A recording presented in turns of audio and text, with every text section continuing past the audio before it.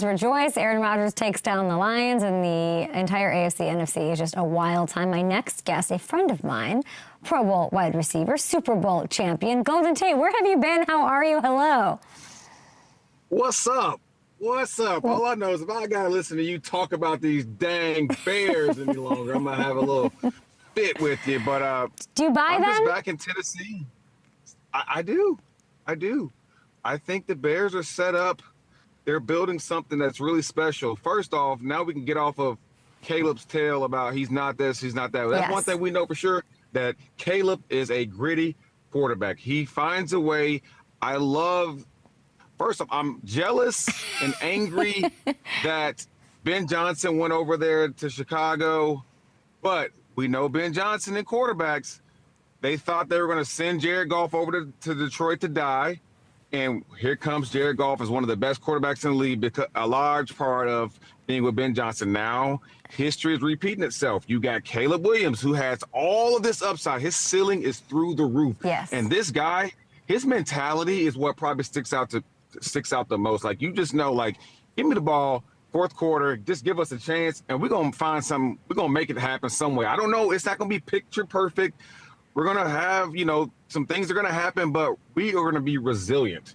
And that's what he keeps doing with his legs, with his arm. And then you got Ben Johnson over there, who's just a magician when it comes to play calling. It's set up so nice for the Windy City, and it really pisses me off because it could have been avoided if Ben Johnson goes anywhere else. Yeah. Ben Johnson if Ben Johnson took that Commanders gig, or if he took any other gig, would this be happening? Like, he would do this on any team he went to? Ooh, no. I think Ben Johnson understood, okay, I got a young quarterback that's got a significant amount of upside, and I know, what you do with Jaden as well. We know Jaden is a baller as well, but I just like the setup of Caleb, the overall DNA of Caleb a little bit more than Jaden. And I hope Jaden comes back and bounces back, but I always felt, man, this dude is just tiny. Like, he has popped a few times, and it's a wrap. At least Caleb's got a little bit more meat on him. Caleb is, he can take a few more hits, which we don't want any quarterback to take hits. And so I just like the situation. And Ben Johnson knows that division, knows it very well. I think that gets him going too, the division thing. Like, he doesn't like LaFleur. He wants to put it to Dan Campbell, even though he's got nothing but respect for him. Like, it's like he belonged in Chicago, and it really worked out. And he's got a lot of adversity. Like, everyone wants to say, like, top to bottom, Chicago organizationally doesn't, like, maybe that's overblown. Maybe that doesn't matter when you have the right coach. You had it with Ditka a million years ago. You have it now with Ben Johnson. Let's effing go. I'm looking at this game, so it's this walk-off win. What you're saying is right. Caleb has it in him. That I just said it like he's going to make the right move. Like, it's very Mahomesy. It's very 2019 Magic vibes. You have these two quarterbacks. Who do you have more faith in the playoffs? And they might face each other the way it's shaping out. Jordan Love or Caleb Williams? I mean, that's a slam-packed question. And just at this moment, I think I got to go with safety first. We know Jordan Love has been there. I think his consistency is really, really good. He knows how to figure it out. But you asked me the same question in another year. Once Caleb has some experience, a little bit more experience, I'm all over Caleb. We're seeing the generational talent in him right now. And it's more than just the on-the-field stuff. It's just the mentality that's separating him and the belief in himself, and, like, the pressure that he's been under, like, since entering the league it's heavy, man. I don't care on all young men. Like, you're hearing what people are saying, and he's able to say, screw y'all, I'm just going to keep my head down and keep finding ways. And now he's reaping the benefits of all that hard work. He's in a good situation, a great young team with a lot of talent, a great play caller. So sounds like why are you picking Caleb? I mean, I'm looking at Jordan has one definitive big game in the play. He beat those Cowboys where Aaron Jones ran all over him. He almost beat the Niners, took them to the brink, but lost that game. So I'm trying to think, like, in that game, which is a likely first round playoff situation, what gives Jordan the edge there? to me, it's just experience. A little experience. Okay, yeah. It's experience of Green Bay over my lifetime has been in the playoffs. They know how to win in the playoffs. Chicago is kind of new on the scene. And that's really, it has nothing to do with player to player, because I think Caleb's a baller. But hey, we'll see when they get here. These teams, if they end up playing each other, they know each other. And so it's going to come up to who's going to make the least amount of mistakes, and that's where I lean Green Bay, because they have the experience. It could come down to one play. Let's talk about your Lions. Wild ending. That's not funny, Kay. I need you to explain. So Jared Goff's flying into the end zone. In the end, Lions lose. Did the refs get the call right? From how I understand it, I believe they did get it right, because, it was an offensive penalty and the clock was at 0. And so for offensive penalty, you don't get rewarded another play, right? And so I guess it unfortunately makes sense. So I believe it was the right call, but I'm also not a referee. And, I don't know. It stresses me out. The PI was on Amon-Ra. People thought it was a bad call. Oh, is that what we're talking about? Yeah. Okay. I think is that Jalen that he did it on? I think Jalen played it off really well, but the flailing and the separation that was there, you can argue that. I mean, I had one of those called on me that was nothing like that, way less, and they called on me when I was at the Giants. So, we're at home though, man. You can't call that at home. But I mean, it was so. He became so wide open because of that push off that it was kind of hard not to call it, I guess. If I'm just trying to be not non-biased. So your Lions, let's try to keep the non-biased talk going here. They are a long shot, plus 1,600 on FanDuel Sportsbook right now to make the playoffs. What do you think? Mathematically, there's a chance, and so that's what I'm going to ask Santa Claus to bring me for Christmas. Just bring something weird happen. Well, they need to win out. Packers need to lose out. Lions have the Vikings and Bears both on the road. Packers have Ravens at home and then have to go to the Vikings. It could happen. Yeah, it could happen. I mean... Duh, Bears. We'll see. Okay, hold on. I have to show you. Did you see the DK thing? I did. Yes, I did. Okay, he's most likely facing a suspension. We'll see what that looks like. What did you make of this when you saw this? This is completely unacceptable. Like, how they even got that close to each other in the first place? Like, why DK was even entertaining it? How you got in that situation? Should not be in that situation. We know that fans, especially on the road, are going to be talking their mess. And there's really nothing that could have been said to him for him to react that way. Like, I've been called many things, including the N-bomb. They've said stuff about my family to my face, but I've never been so emotionally unstable to do something like that. So it's completely unacceptable. And on top of that, I mean, that was closed fists up and through, and then the hand open. So if he would have connected, man, he might have broken that dude's jaw. So, man, you can't do that, though. You cannot do that. That's just unacceptable. And, as I learned, I don't know what was said. And as we hear more about what actually happened, I don't know if my opinion is going to change. Look, football's a very emotional, high intensity, a lot of things going on. But at this point in your career, you got to understand to keep your emotions in check, dude. And if you know that you get worked up off of people saying, then keep yourself out of that situation. But how you end up this close to this fan and having interaction with him that long anyway is for what?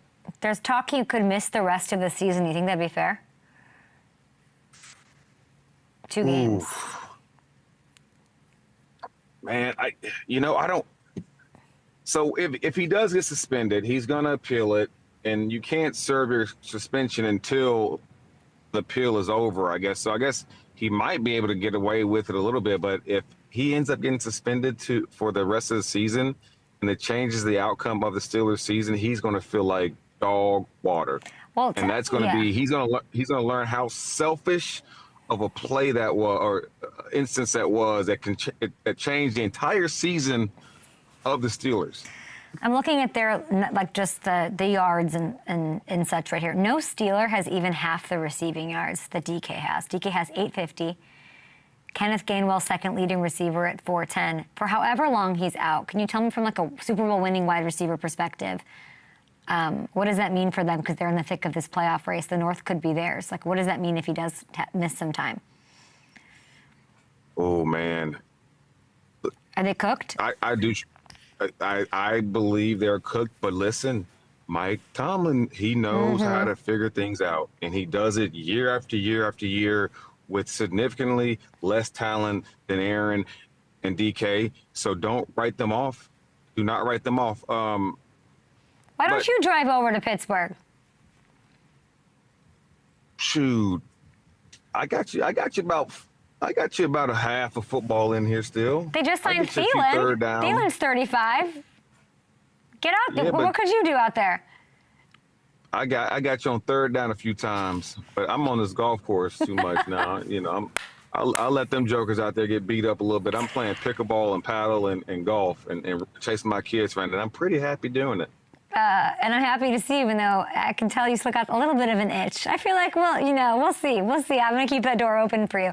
Hey, the Seahawks, 1 seed, overtime win over the Rams. Unbelievable. Darnold, 2 picks in the first half, but, oh my gosh, came through when it mattered most. How much do you trust Sam as a clutch quarterback in big playoff games? I trust him more after that game right there. Yes. I trust him more.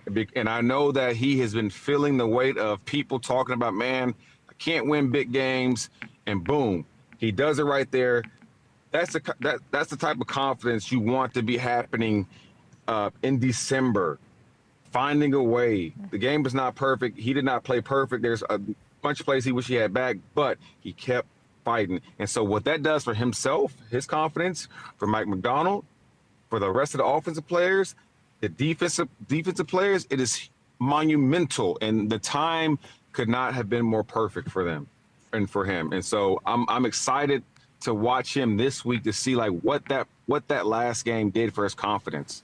You know, I was at the Colts game when they played Old Man Phil, and they couldn't find the end zone, and then they go 4 days later, short rest against Mr. Fourth Quarter Stafford, and go out there and go to the end.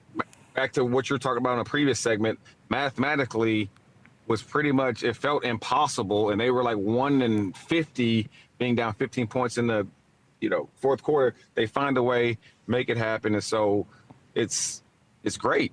I mean, well done. They're at Panthers this week, so that's the game you're talking about. We'll see how they are. That's a feisty, really confident Panthers squad that's won 3 in a row, might win the South. So that'll be great. I'm thinking of, like, you're talking about experience, because I'm trying to think, and we can look at the Super Bowl odds here.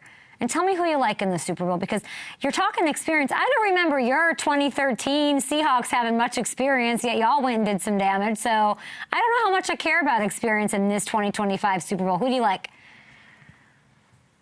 Well, if we go back to mine, though, our defense was so nasty that we felt like we didn't really have to put up a lot of points. Yeah. We could win a game. Seahawks still number 2, even though they gave up a ton of yards. But Seahawks still the second best defense in the land right now.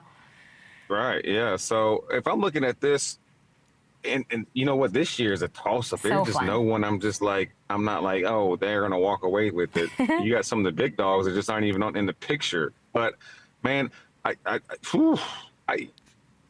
the Rams always will scare me. McVay, Matthew Stafford, Puka, Kyron Williams, they will always scare me. And so I'm going to keep it in the NFC this year.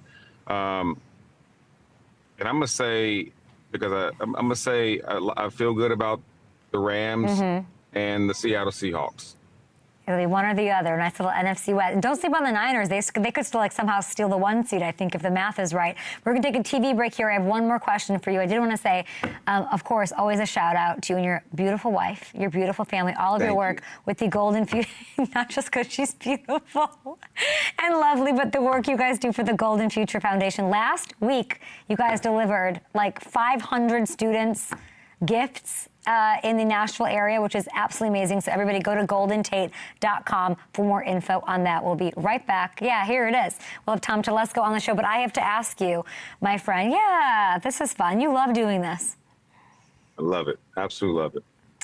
Listen, there's a report from Mike Garafolo, NFL Media. Marcus Freeman's the top college candidate for the New York Giants. How would that go? If I am Marcus Freeman, I say hell to the no, and I stay right there. That sounds like something a Catholic University coach would say, yeah.